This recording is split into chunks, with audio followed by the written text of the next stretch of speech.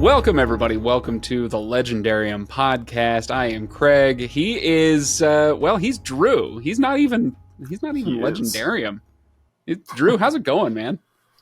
It's going pretty well, just Now, gearing up for the last quarter of 2023. interesting that you should mention the last quarter of 2023 and what you're gearing up for. We are going to make an announcement the final quarter of 2023. Drew, did we say 22? Are we old? 23. We're old. You said 23. Okay, good. I'm old. Yeah. So we're going to make an announcement here. Hang with us. It has to do with Drew especially, but Drew and me tangentially. Mm-hmm. So hang in there with us. But today I thought, we didn't have an episode this week that released on our normal Monday timeline because I was out for a while in Germany. We can talk about that. I was out for a while, and then when I got back, I was not in a position to get an episode out by Monday. So we thought we would do a little potpourri episode today and just kind of, there's not a ton of agenda here. We're going to talk a little bit about what we've been up to, what we're reading, what people can look forward to on our shows, et cetera, et cetera. But Drew, I got to tell you, so the reason I didn't get an episode out this week is because I got terribly, horribly, horrifically sick. I'm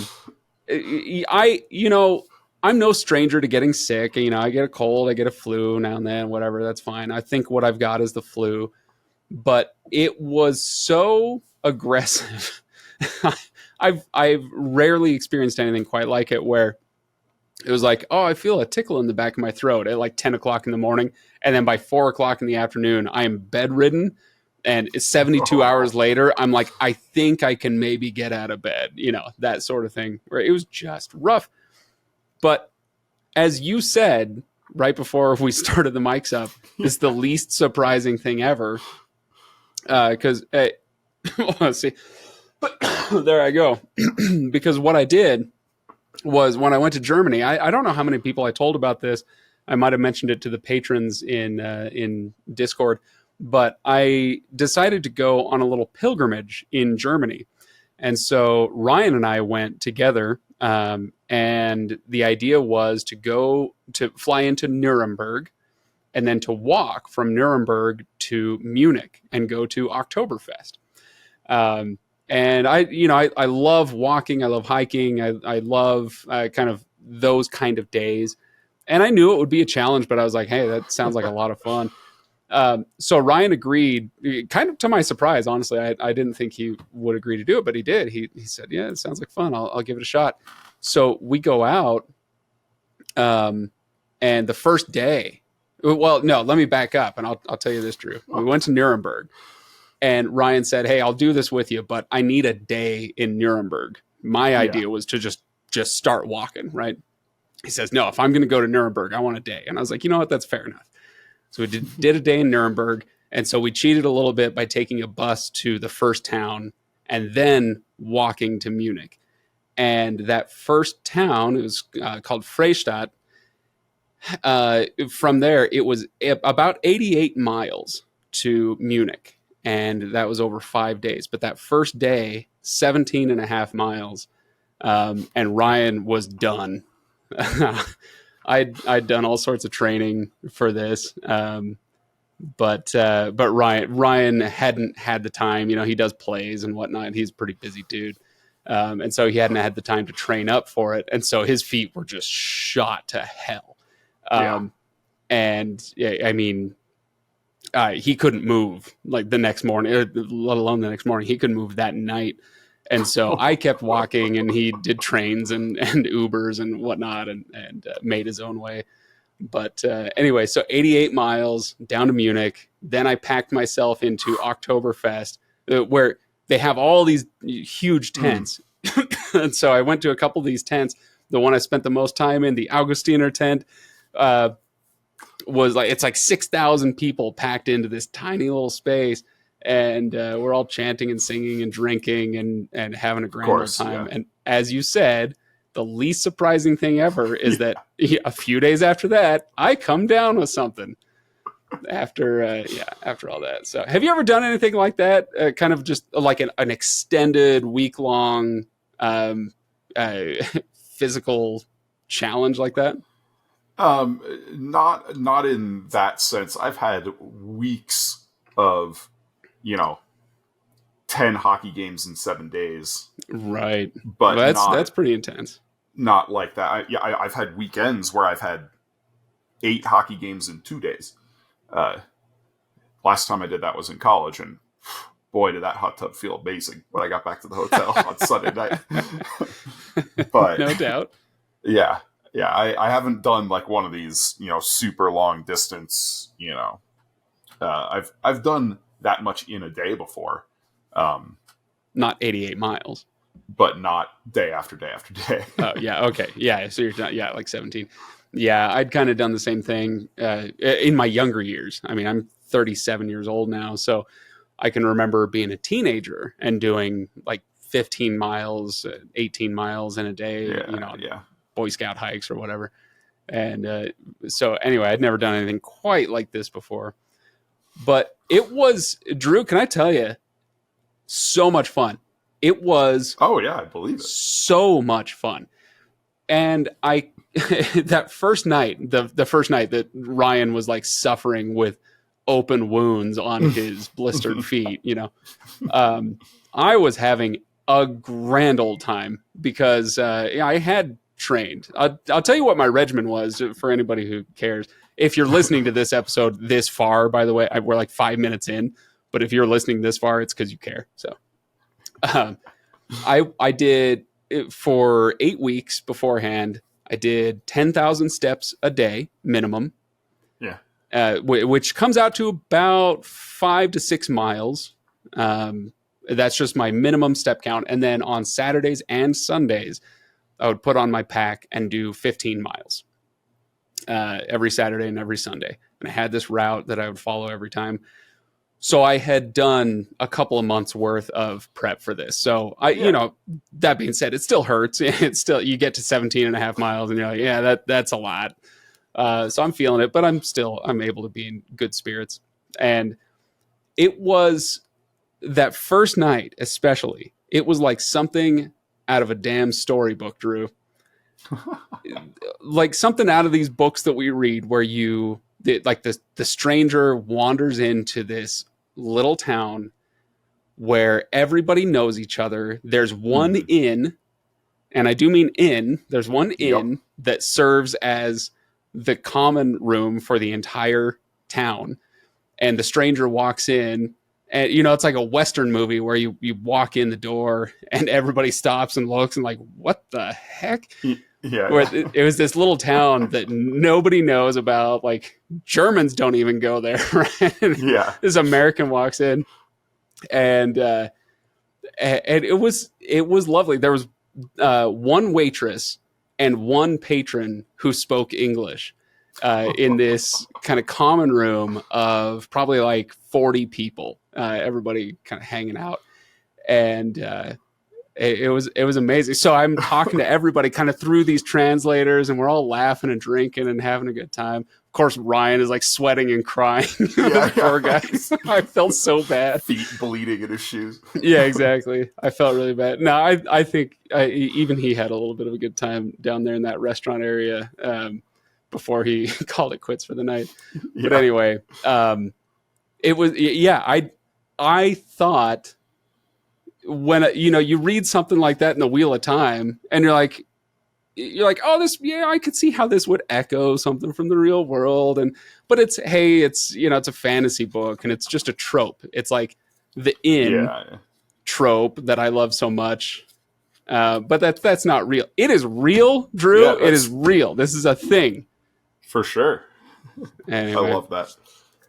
So that I did that, like I said, 5 days of walking. So that meant 4 different nights in different towns. Some of them were, I went to Ingolstadt, which is where the Audi factory is. That's not a tiny town. Yeah. That's a city. Yeah, that's a city. It's like 100,000 people. So, But anyway, every town I went to, I found a little common room in area to go mingle with the folks, and it was an absolute blast. I think that's the awesome. walk was even better than Oktoberfest, honestly. And I loved Oktoberfest. Yeah, so. I've never been, but that is definitely on my list. I was just telling Sarah this afternoon. We were talking about the trip and how I got sick afterwards, and like it's. I've definitely been paying the price for all this, but I said I came to a realization this morning as I've been thinking back on Oktoberfest specifically, and the tents and the crowds and the singing and the dancing and all that. At no point have I ever thought about that as the last time I would do it. I am definitely going back. Nice. So yeah. You know how, sometimes there are those things where you just kind of figure, oh, that was fun, but one and done. And that has never crossed my mind. Right. Heck yeah. Well, it's good. I know you've been talking about doing that trip for like over a year now. And I considered, before I had the layoff this summer, I was considering, Lauren and me flying out there and meeting you for Oktoberfest, but it was not. But also, at the same time, I'm like, I've traveled so much this year, and I have more travel yet to do. So maybe it was a good thing.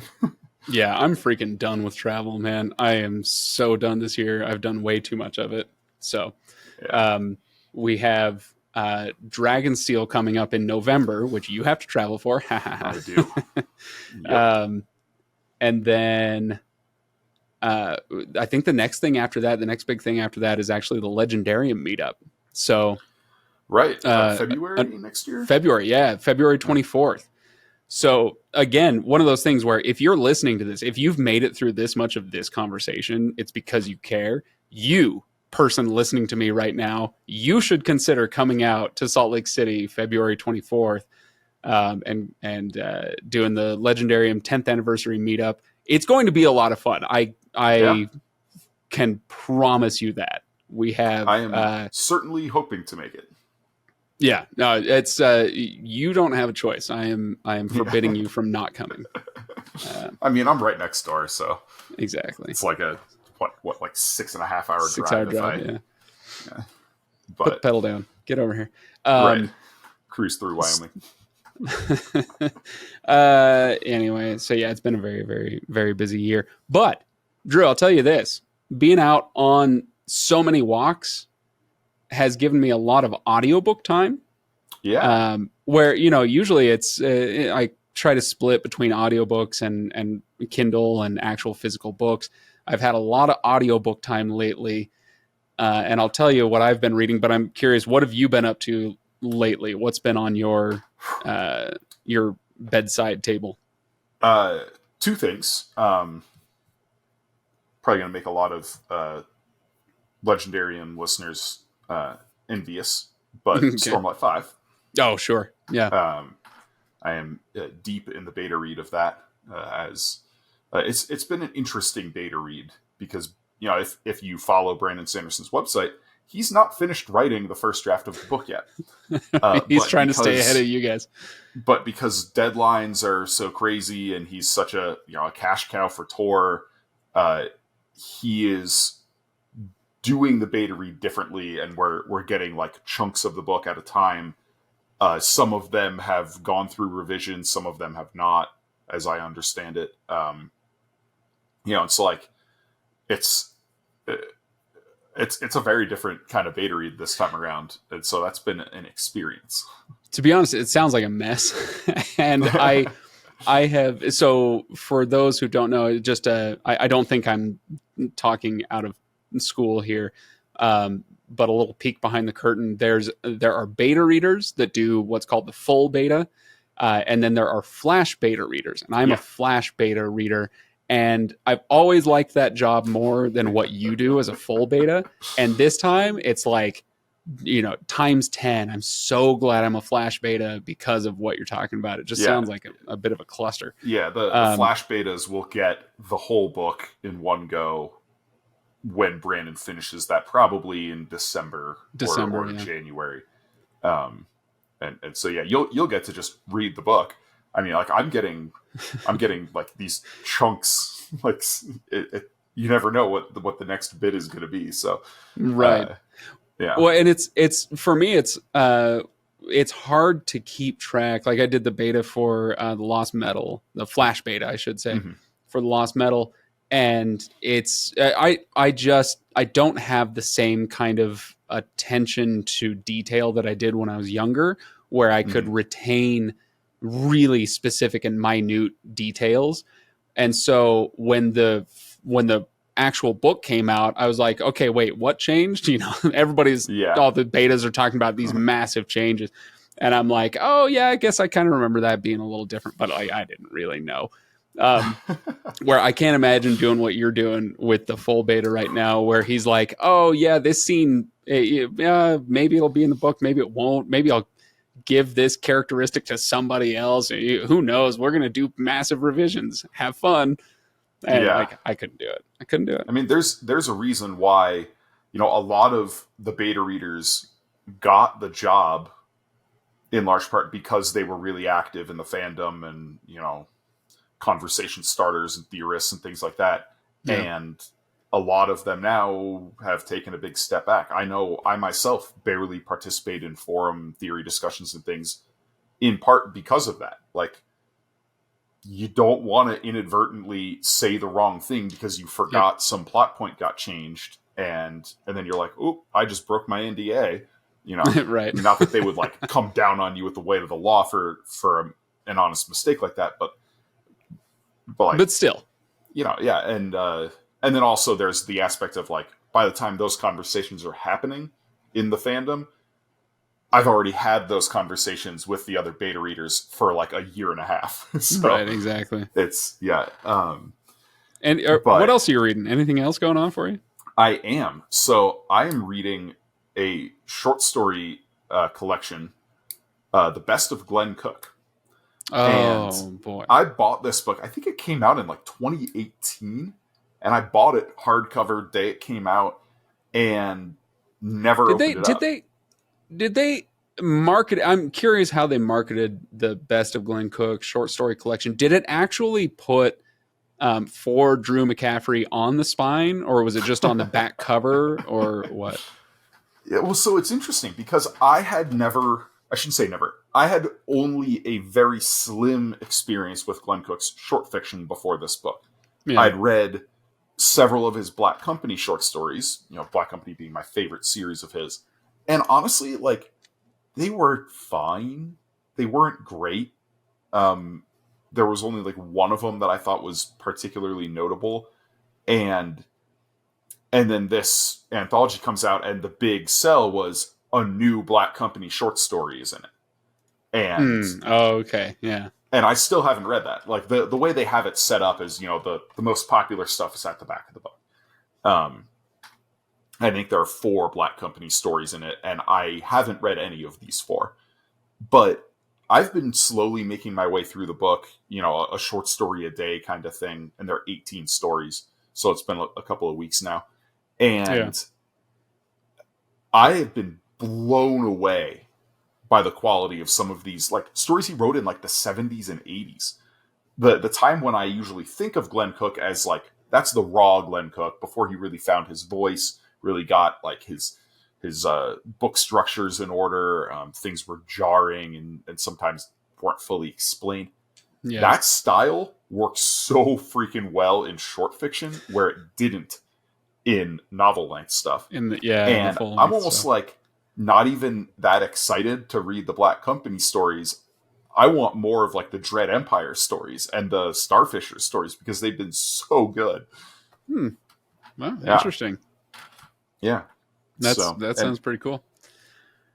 Although I am excited there's one Garrett P.I. short story in this, and I am looking forward to that. Oh, nice. Yeah, you've talked big about Garrett P.I., saying it's really fun. Yeah.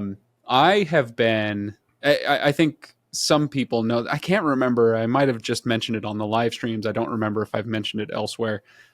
I've been reading The Wheel of Time. Well, listening to the Wheel of Time. And what a freaking pleasure, Drew. What a pleasure. Now, for those like on Patreon, patrons know that I'm doing these patron-only episodes with Todd. Yeah. Where Todd is doing his first read through. And so we've done 2 or 3 recordings for that. I think another one is coming out actually either this week or next week. I'll have to double check. But patreon.com/legendarium. Anyway. Hey. But that's Todd's thing. He's going through them, and he actually just messaged us on our text thread and said he just finished book 6. So I think we need to do another episode. But that's Todd's thing. He's moving at his own breakneck pace. I am taking a much more easy pace. I'm in the middle of book 3 right now, and I've been going for like 2 months, maybe something like that, where I have been, this is just for me. I'm just reading this for me. I'm not doing any episodes on it. I'm not like creating more YouTube content out of it. I'm not, at least not planning on it, right? That's not why I'm doing this. And it's been such a pleasure. I cannot even tell you what a pleasure it's been to read just for myself. Yeah. That was such a big part of why I put Inking Out Loud on hiatus. It was like, I found myself in a place where I wasn't doing that, and I was not enjoying reading. And once I made that choice, I shuttered Inking Out Loud temporarily. And I just read whatever the heck I wanted at whatever pace I wanted. And I was like, man, I love this. Yeah. It's such a different experience. And that being said, reading for the podcast is not like, I don't mean to make it sound like, oh, woe is me. Oh no. That's not it. It's just, it does provide a different dynamic when you're reading something, knowing that you're going to need to talk about it. Especially like if I'm doing an author shelf, Drew, so help me. Later this week, I have to record an episode on Beowulf, an author's shelf episode on Beowulf. I love Beowulf.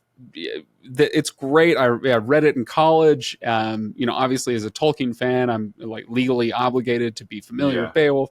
But it's a different experience when you're reading it going, not only do I need to have something to say, but I need to be able to converse on this subject with somebody who is presumably a subject matter expert and is going to have a lot of interesting things to say. And I'm going to need to keep up with them. Like it's just different. So anyway, I go dip into the Wheel of Time and just say, you know what, I'm going to go back to something that I know makes me happy. And Lord does it.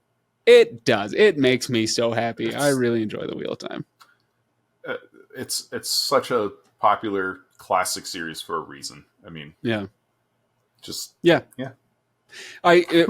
same time, I also, let's see, I'm trying to run through like, what am I reading right now? I also, people know I like to do nonfiction. I like to work a nonfiction book in there every 2 or 3 fiction books that I do, for various reasons. But right now I'm reading something by Nigel Bigger, and it's called Colonialism, A Moral Reckoning. And it is fascinating. Interesting. He takes on, he's a British historian, scholar, whatever. And so he is specifically taking on, especially the British Empire. And he goes kind of not chronologically per se, but subject by subject through what colonialism meant in the British context for the last, 300, 400, 500 years. So he talks about trade, he talks about slavery, he talks about, this and that and the other.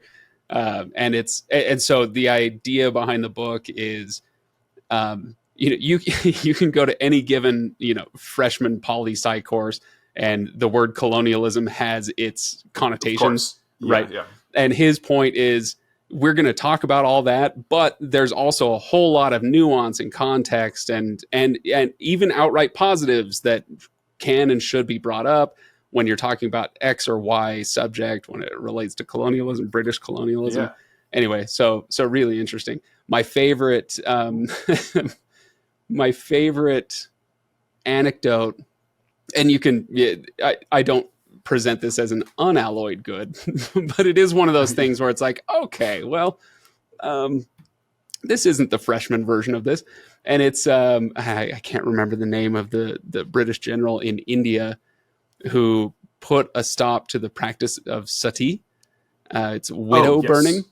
And, the locals come to him and say, you can't stop us from doing this. We have, it's a custom. We have our custom of widow burning. When a man dies, his widow voluntarily or involuntarily is also killed. And he says, yes, you do have your customs. And where I come from, we have a custom of hanging men who burn widows. Just kind of saying like turning the tables on them.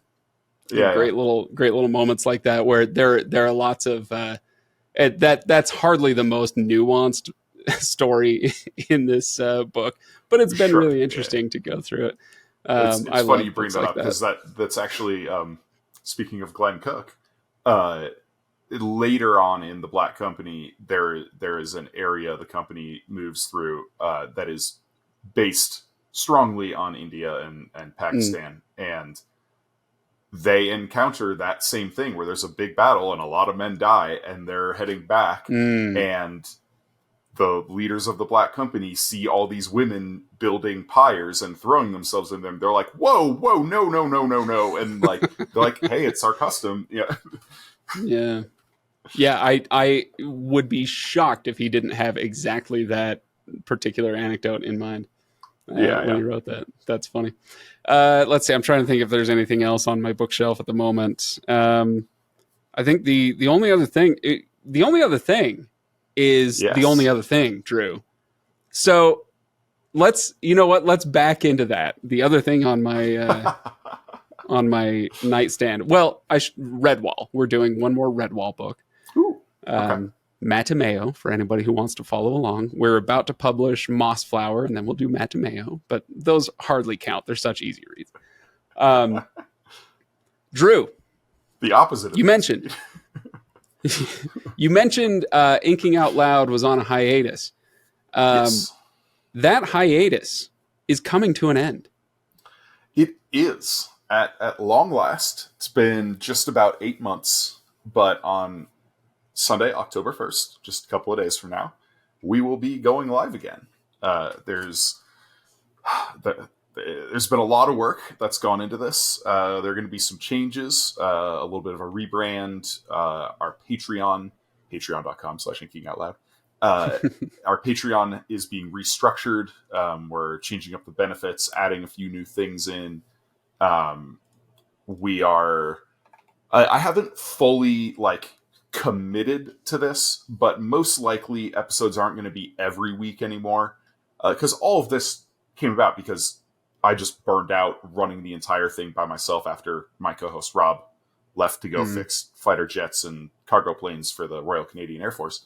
And so I want to make sure that I enjoy Inking Out Loud, but also I want to make sure that I'm giving people their worth. And so it may not be every week, but it'll probably be more often than every other week.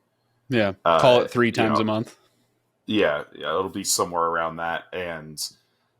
But at the same time, I'm going to keep writing short fiction for Patreon. We're going to keep doing bonus episodes. We're going to keep doing fun collaborations for instance, the Acts of Cain. So, Drew, was it last summer? I want to say it was last summer that we did Heroes Die. This was an author's shelf episode with Scott Lynch. So, yeah, that's right. I emailed Scott Lynch and said, hey, he had been a patron for quite a long time, actually. Was very generous. Oh, that's awesome. Yeah, he was a patron of ours, and I finally was like, you know what, this is dumb. Why haven't we had him on the show yet? So I emailed him and said, hey, let's do an author shelf episode. What do you want to read? And he chose Heroes Die.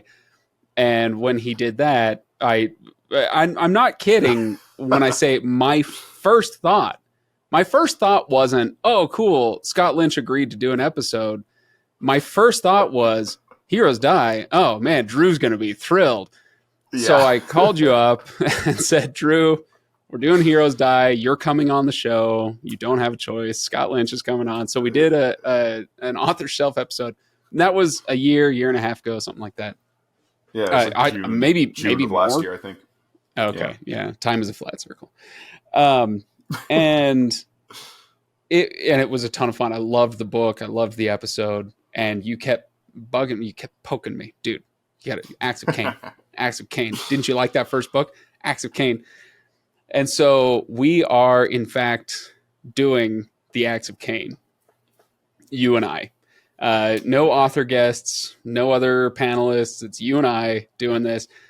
And so that's the other thing on my nightstand right now. We're on book 2 as we record this. We're on book 2.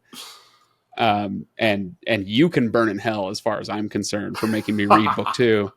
It's so good though. I know. It is, yeah, like the literal opposite of Redwall. Yeah, that's right. That is exactly right.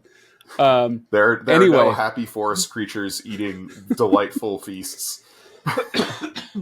There probably are. They're just being crushed under the foot of all these other characters that we're actually reading about. Okay, so I'm reading this, but it's not just for Inking Out Loud. This is a true collaboration that you and I are doing. And so for those who want to follow along, who are interested in this, this is going to be a split series between the Legendarium and Inking Out Loud. I want to say the first episode will be here on the Legendarium. Is that right? I think that's so. Right. I think that's right. So the what we're going to do is 2 episodes per book. It's a 4-book series, 2 episodes per book, and we're alternating. So the first, it will kind of like leapfrog. The first episode was on the Legendarium. Then the second episode of that first book is on Inking Out Loud. And then in book 2, flip that. Book. Yeah. Et cetera, et cetera. Now, here's the deal. You can listen to all of these episodes if you subscribe to both podcasts. Mm-hmm. If you are a patron of either podcast, you will get all of those episodes in one place on that Patreon feed. Yes. So we're going to share those episodes back and forth between the 2 of us so that we can both post them in one location. Well, I guess technically 2, but you know what I mean. With one exception, Drew. There is one episode that will not appear anywhere but on Patreon. So book 2 has a chapter 0, which is like a novelette.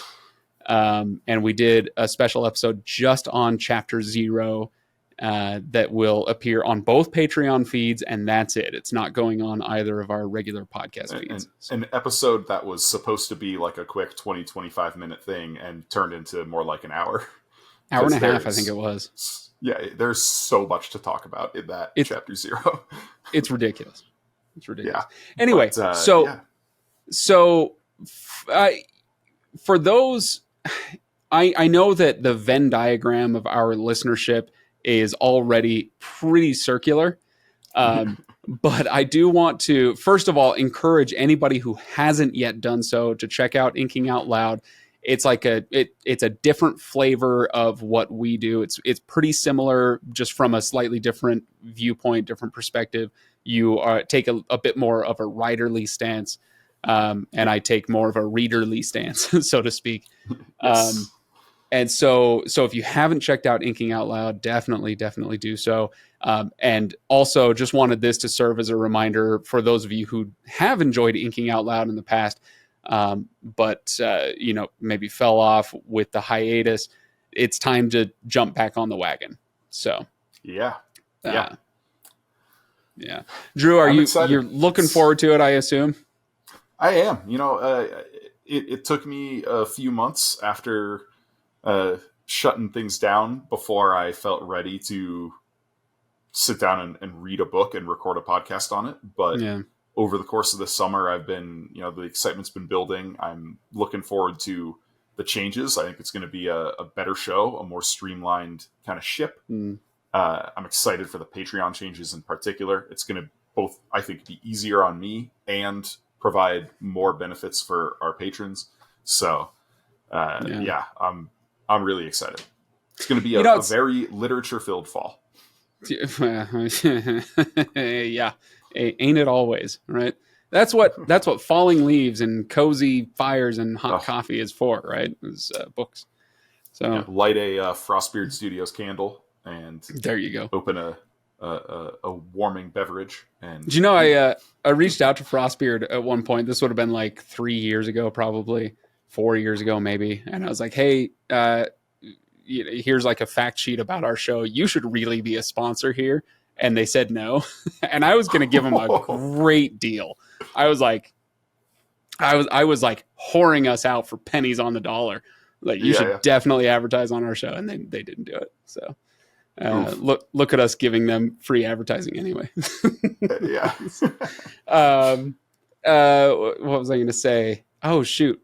Oh, no, I was going to talk about the hiatus. I actually wanted to kind of ask you about that. If you want to talk about that a little bit, you mentioned just not enjoying things the way that you once did.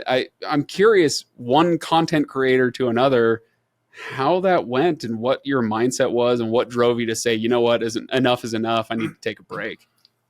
Yeah. Like I never, ever wanted to do that. I was definitely worried when Rob left. So he left Inking Out Loud. I think it was like last September, just about a year ago. And I was like, wow, like there's going to be a lot on my plate now. Like I was already doing, I would say, the bulk of the work, but I wasn't doing all of the work. And having to carry all that load, I was like, I'll get through it though. I have plenty of people who, will come on and be guests or co-hosts or whatever with me. Obviously, Lauren, my wife, has been incredible throughout all of it. Jared did a bunch of episodes. I had some 17th Shard people come on and be guests for Brandon Sanderson books, stuff like that. But I made the mistake of the very first series we covered was one that I deeply disliked. And which one? Lycanius by James Islington. Oh, you just made some enemies. The second book. Yeah, I got through the second book before I was like, I can't do this anymore. But then I had kind of like a little resurgence because it was exciting times in Brandon Sanderson's world. The Lost Metal was coming out, and we did Mistborn Era 2, and then we got to do Tress of the Emerald Sea for January with the start of the year of Sanderson, and I had a whole thing planned for the year of Sanderson and all that. And then we got into Senlin Ascends and the Books of Babel. Lauren and I were doing them together, and I was really enjoying the series, but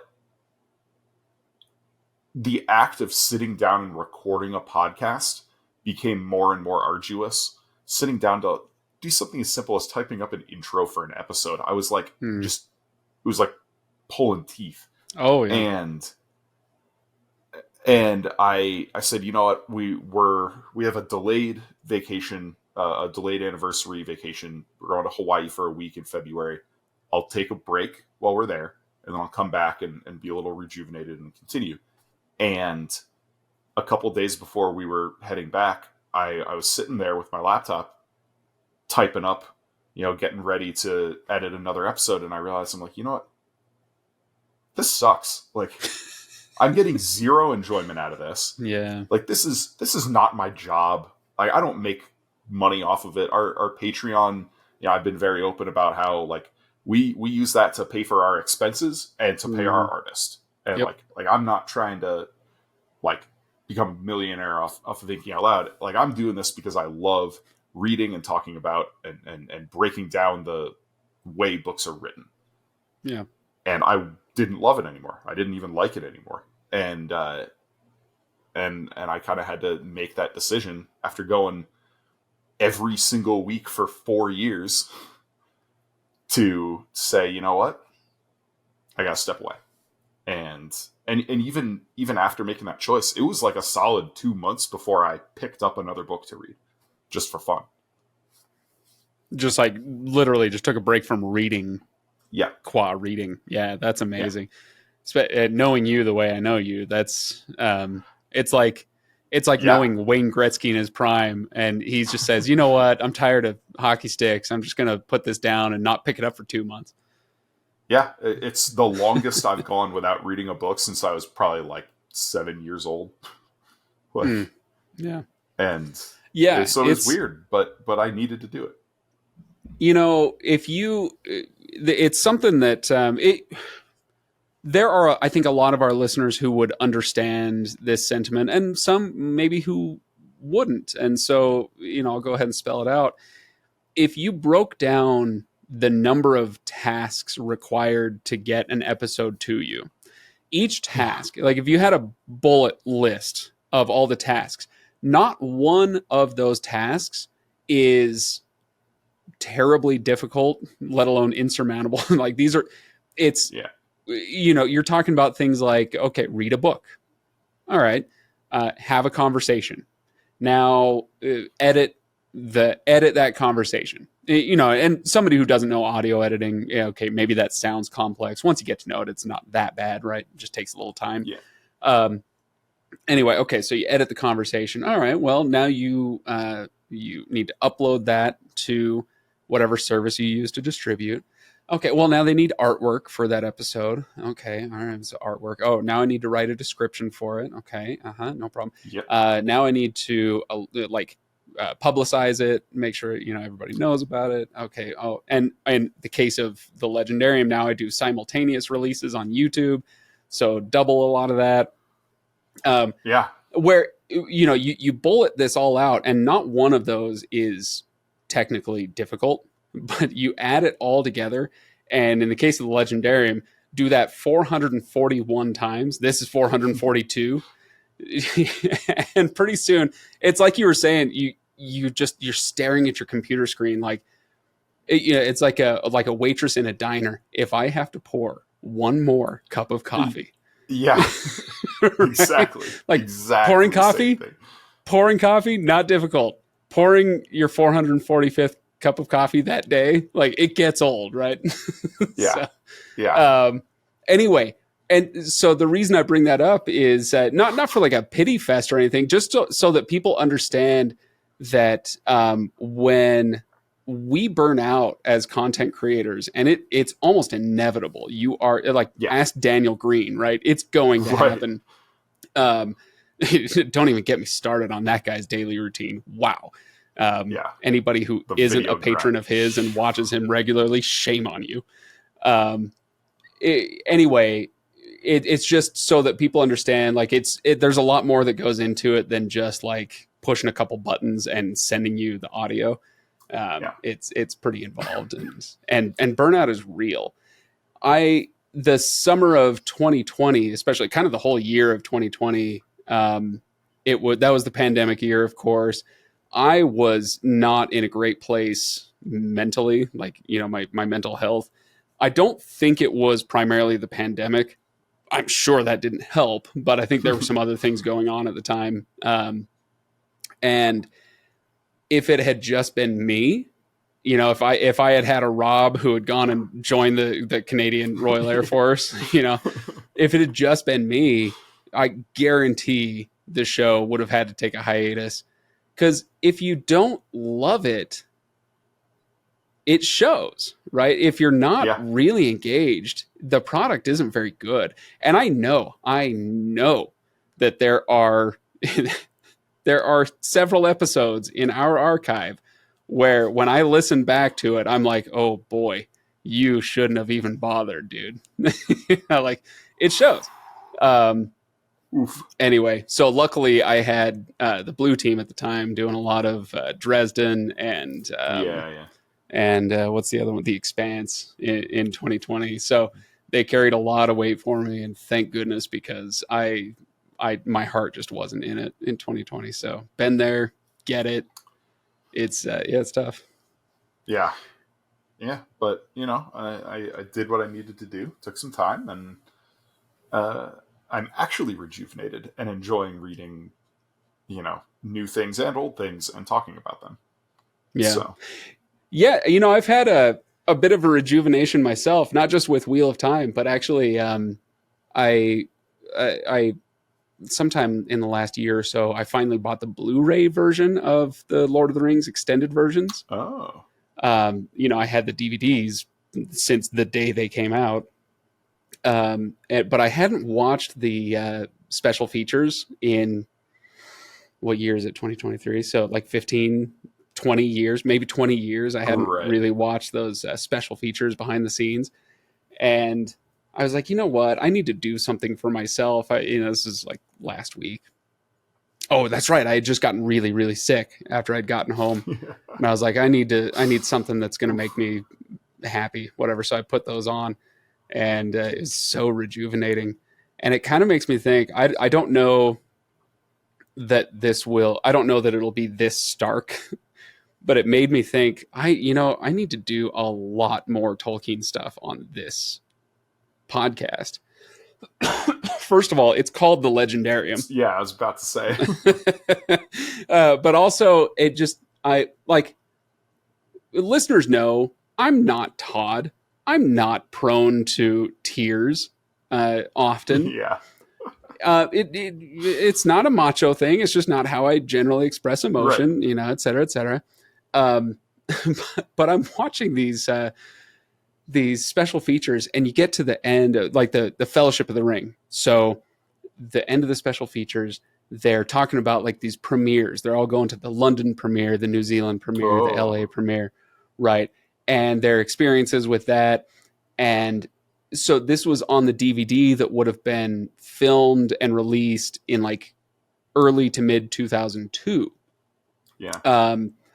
And so they hadn't even released all 3 films yet, right? These actors and producers and artists and whatnot, they're all talking about working on this film and finishing it and putting it out to the world and saying, we're really proud of what we've created, and we just hope that the world sees it and that they can appreciate it. And I'm bawling. I'm losing my mind on the couch. I'm like, you guys have no idea. Oh, yeah. Sweet Liv Tyler. Oh, you don't understand. Anyway, so that was kind of like my rejuvenating moment where I'm like, oh no, there is this thing that I tend to drift away from it on the podcast a lot, and we go do other things. I need to not do exclusively, but a lot more Tolkien stuff, I think. Yeah. So it would make me happy, which would make for a better product, which will make for happier listeners too. So Exactly. Anyway, Drew, this isn't inking out loud, so there's no final draft, but are you drinking anything tonight? I'm drinking water because I have a hockey game in 2.5 hours. Okay. Lame. You can. If this isn't beer league, I take it. You could call it beer league. We don't typically drink after the game or before the game, but I know a lot of teams do. That's why you win. But I will say, last night I was doing a lot of beta reading, and I opened a very delightful double oaked cognac barley wine from Verboten Brewing in Loveland, Colorado, which I have brought on to Inking Out Loud before. It's Grow Old With You. Oh, nice. I'm first of all touched, and no, I won't leave my wife for you. I actually I decided to crack open, because we've been talking about my Germany trip. I cracked open this Adlerkönig. It's called an Urtyp, and I just looked it up. Urtyp means like original, I think, and hell meaning light in German. So like original light lager, and it's delicious. I don't know how original it is. Marketing is marketing, but it's very tasty. I was able to, I in the airport spotted a few beers that I was able to take through the what do you call it? The duty free. Yeah. So, and I also snuck Good through. call. Sorry. What do you call them? The authorities in the U.S. The customs TSA. Sorry, TSA, Thank but I definitely brought home some apple brandy. I snuck it in on my bag. Oh, I am looking forward to tasting that in a month or two. That was one of those ones where it was one of those random inns that I stopped at where they made their own spirits in-house in this. And the town, I'm telling you, Drew, the town I was in, 15 houses, maybe. That's how small it was. But they had one inn in the middle of town, and they had a few stills, and they had like all the awards that they had won. Like, you know, this was the best apple brandy in Germany in 2019 or something like that. And so I was like, oh, I'm taking some of that home. So nice. Anyway, I'm looking forward to a lot of these things. Drew, Inking Out Loud, October 1st. Yes, sir. Episode 204. We're going back to the Books of Babel. There you go. Everybody go make sure you're signed up. Patreon.com/inkingoutloud. You can also do patreon.com/legendarium. I don't think there's a the on that one. Should do that anyway. As well. So everybody, thanks for listening to our little potpourri episode. Hope you enjoyed it. Drew, thanks for coming on last minute and hanging out for a bit. Yeah, thanks for having me. I'll see you for the next Axe of Cain, you son of a... Oh, I look forward to it.